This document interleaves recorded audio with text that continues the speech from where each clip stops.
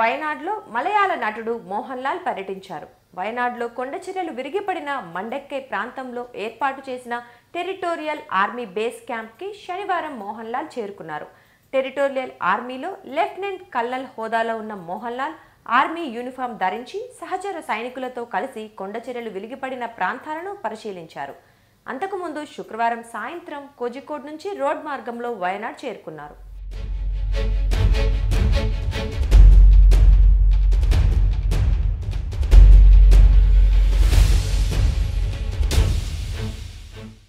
మండక్కై గ్రామంలో కొండచర్యలు విరిగిపడిన ప్రాంతానికి మోహన్ లాల్ను తీసుకువెళ్లి అక్కడ పరిస్థితిని సహచర సైనికులు వివరించారు.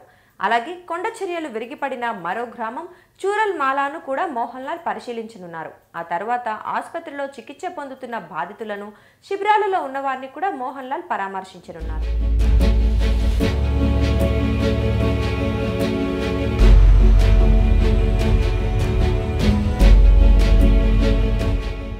వయనాడ్ బాధితులను ఆదుకునేందుకు మోహన్ లాల్ ఇప్పటికే కేరళ సీఎం సహాయ నిధికి 25 లక్షల రూపాయలు విరాళంగా అందించారు.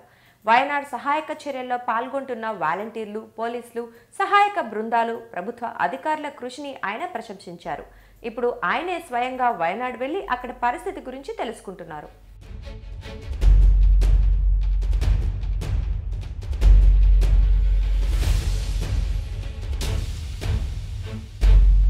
వయనాడ్లో ప్రస్తుతం జరుగుతున్న సహాయక చర్యల్లో 1300కు పైగా రెస్క్యూవర్స్ పాల్గొంటున్నారు.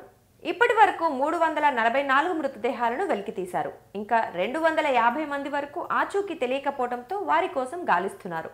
శిథిలాల కిందనున్న మృత్యుంజయులను గుర్తించేందుకు డ్రోన్ ఆధారిత రాడార్ను కూడా ఉపయోగిస్తున్నారు.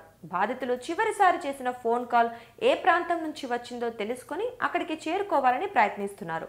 కొండ ప్రాంతాల్లో రహదారి సదుపాయం లేకపోవడంతో సైన్యం సహాయంతో తాత్కాలికంగా నిర్మించిన 190 అడుగుల పొడవైన బెయిలీ వంతెన ద్వారా యంత్ర సామాగ్రిని, ఆహారాన్ని తరలించగలుగుతున్నారు.